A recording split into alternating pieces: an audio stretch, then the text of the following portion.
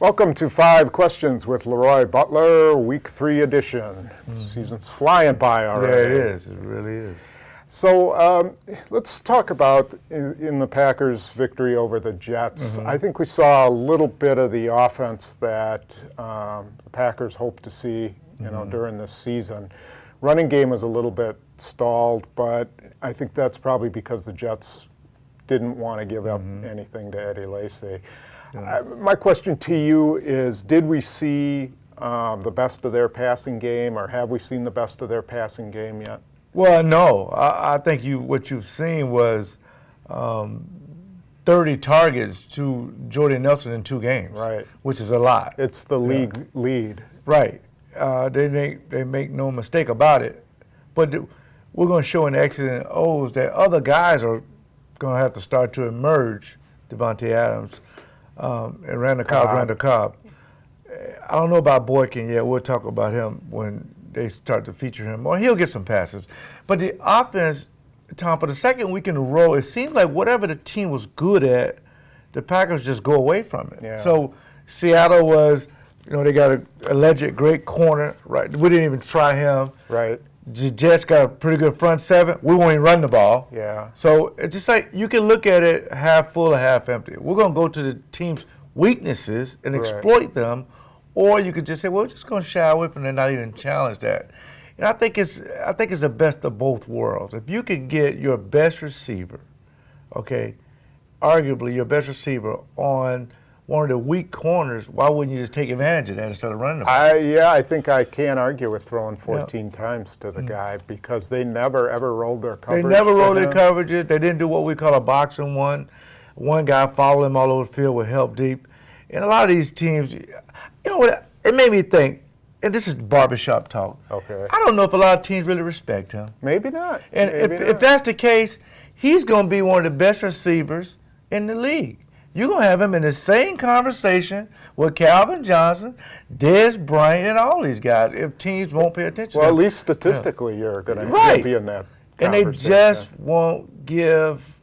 And if that's the case, I don't know how the other receivers are going to feel about that, but you got to feel like sooner or later some defensive coordinator is going to try to fix this. They're going to say, we can't let him beat us. No. Now, but it does show the respect they have for Eddie Lacy, because that was Rex Ryan's #1 goal, was not to have, and he knew he had a secondary that couldn't cover, but he still went after it. He said, I'm going to pick my poison. Yeah, and he'd rather have Nelson beat him than Lacy. So we'll see. I always say you guys stop the plane before the train, but that's just what I say. Aaron Rodgers the best in the league. I want to stop him. I like that. That's pretty good. It just gets, the plane gets there faster. Yeah. That's a good one. Yeah. What we also saw was the emergence of Davante Adams a little bit in this game. Boykin, they had a couple of plays called for him. He didn't make them. He didn't get open. Then they bring in Adams, and he's been emerging. You could see that in training camp.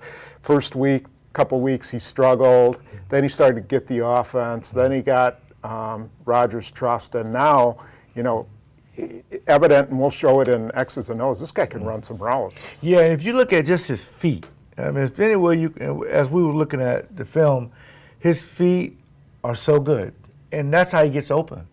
He gets the defensive backs off balance because his feet they got very good leverage.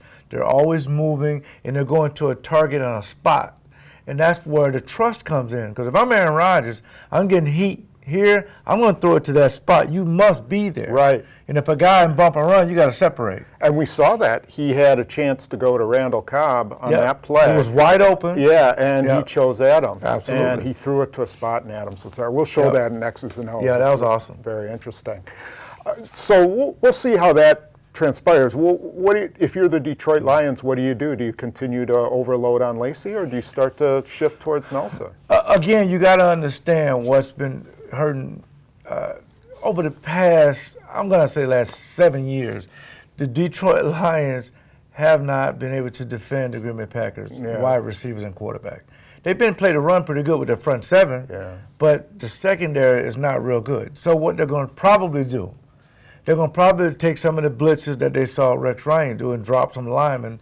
But I think for the most part, you will see them. They got a new coaching staff, Caldwell down there. you will see them try to take away 87. Right. Now, what McCarthy will do is put 87, Nelson in plays in spots where they normally don't have him. You know, instead of the Z, he may play X. Right. Instead of the slot, he may put him in the backfield and motion him out. Those are the kind of things you move your guy around if you see they're keying on him. Okay. Let's switch gears and go over to defense. You made an interesting comment that struck with me, and that was, so we were talking about Dom Capers and then playing the 4-3 defense, and you said he's trying to teach a 4-3 defense when he's a 3-4 coach. Yeah. Is that part of what's going on with their struggles? I think they're all learning together. For 6 quarters, they've probably given up 600 and something yards. 4 quarters in Seattle in the first half of the Jets. The last 2 quarters, they started to play better. They maybe gave up for 90 yards.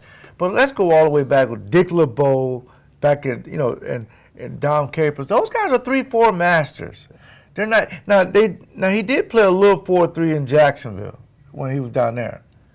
But he's a 3-4 coach. Yes. So he's learning where to put his guys, and the guys have to buy into the system. So it may take the week 7 or 8 for them to feel like, hey, you know what, we can compete top 15 defense. Because I just can't see them standing in the 20s and trying to get to the Super Bowl. Yeah, and it's clear they have make some bad, dumb mistakes. We saw the one where one guy, Tramon Williams, is playing man-to-man and everyone else is playing zone. Right. And, I mean, that's a long pass to Powell. Yeah, mistakes like that are just, you know, they got to clean that up, or they're one thing they did clean up year. was the missed tackling. I think they improved almost 50%. Yeah. Because that was just such a glare. They led the league, I think, after week 1. It got a little bit better, but what the philosophy is right now, they don't really know right now. Right. And we got to be patient, because at one point you see Julius Peppers going after the quarterback. At one point you see him covering Chris Johnson out of the backfield. Yeah. So once they figure out what their identity is, what they want to do on defense, and what they're willing to give up, then you'll see this defense fly around and play better. All right, so you're not giving up on the defense? Oh, absolutely not. Because right now there's a lot of thinking going on instead of cutting it loose. Because the guys have to think, do I go with this guy? Oh, what's that formation? Oh, man, this formation. Because every week they're going to give you 20% that you've never coached and never even saw on film. You just got to adapt to it. I agree with you. I think by week 8, that's going to be the judge. If they You're don't gonna have it whoa. together by week 8, then they're in big trouble. Yeah. Detroit Lions, we saw the best of them against the Giants and the worst of them against Carolina. In the past couple meetings, I believe the Packers have used Tramon Williams to cover Calvin Johnson. How do you see that matchup going? Do you think they're going to let him spread out and cover wherever he is, or do you think they'll match with him? I think what they'll do is, since Golden Tate can be a very good receiver, they brought him in from Seattle. Yeah. They put Tramon on him. They're going to put Sam Shields on Calvin Johnson and roll to help. So Sam Shields will have help deep. Because remember, Calvin Johnson's going to get the ball. Yeah. I mean, he's going to get the ball. So, but you got to put Matthew Stafford in that category with quarterbacks that are going to give you an opportunity. Tony Romo, Jay Cutler, Matthew Stafford. The guys got strong arms, but they will give you an opportunity for interceptions. I mean, you got a guy throwing his sidearm over. He'll just throw it out. He has a cannon for an arm. Yeah. But remember, he wants to get the ball to, and they don't commit to the run. They want to throw the football. Right. I thought they would try to run with Bell and Reggie Bush, but no, it's throw the ball. If Clinton Dix has to play for Hyde, that'll be interesting to see. Yeah, and that can happen. Because I think Micah Hyde's a little bit banged up, but I think he's going to be okay. I think it's now we need to see what Clinton Dix can bring to this defense. They got to put him in and let him learn. Yeah. Great. Well, thanks for joining us, and be sure you check out X's and O's. We're going to look over a couple of plays from the last game, and it should be interesting. Thanks again.